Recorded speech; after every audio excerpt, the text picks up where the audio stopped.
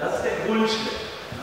So lernen wir Europäer seit 40 Jahren in kleinen Varianten. Mittlerweile fängt man danach an, das Ganze wieder aufzulösen. Weil, wenn ich mit Partner spiele, wird dieses Spiel mit Platz.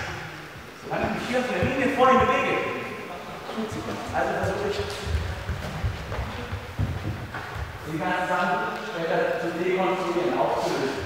Damit ich mich entspannt 360 Grad bewegen.